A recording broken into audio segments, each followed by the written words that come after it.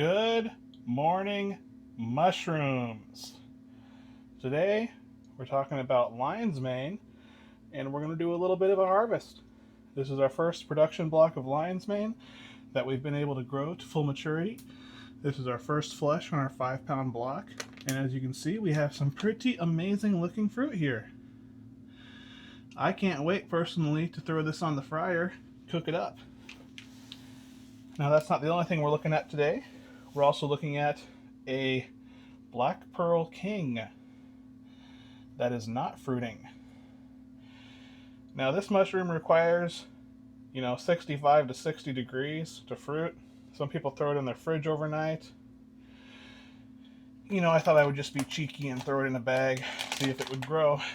It's definitely making some weird stuff here. You got some little puffball looking things.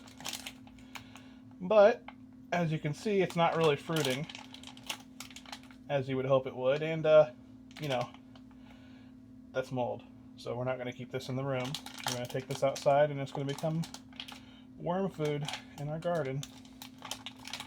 But even when you have a failed bag, it's not a complete and total waste. You can still use it for something. I'll be making it into compost. So, let's just do a quick little harvest of our lion's mane. Show everybody what that looks like. Now, this is the first time I've done this, but you're supposed to be able to grab and twist. It's pretty soft.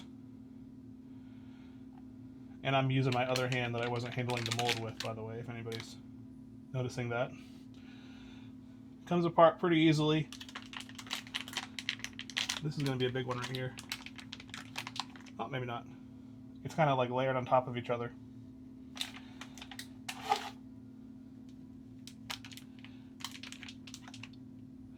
Each one is kind of its own separate little mushroom there. Now this was from a spore syringe, so that might be part of the reason why we don't have, singular large fruits. These all could be separate organisms here instead of one monoculture. When you're growing mushrooms, you do generally want a monoculture. Not just a monoculture of species, but ideally a monoculture of the organism. So you have one mushroom in there, one individual organism, and not, 5 or 6 different mycelium all fighting for the same substrate. Even if it's the same mushroom, it's better to have it all the same organism.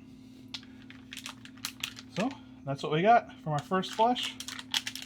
There's a little guy growing in the bag here. I don't know if he's worth saving, but we'll grab him. Now, we'll see if this does flush again. It may not. This is a pretty nice harvest, though, for a 5-pound block, I think. I'll weigh it up here. I don't know if I really need to get this stuff out of here. But if we look, I believe that this here is Primordia for the next flush. I could be wrong, but we're going to put it back in the grow tent, and we're going to see if it flushes again. And as you can see, we got a nice little harvest here. Should be, probably about a ½ pound, maybe a pound of mushrooms here. So I hope you guys enjoyed watching that little harvest video. Today we've been opening up some new bags, trying an X method instead of a window method. As you can see, I opened up a lot today. And we got some bags we opened up a couple weeks ago. Some of them haven't fruited yet. And some of them may not fruit. They might be just like this Black Pearl King right here that needs colder temperatures to fruit. Alright guys, well, hope everything's going well for you. Have a great day.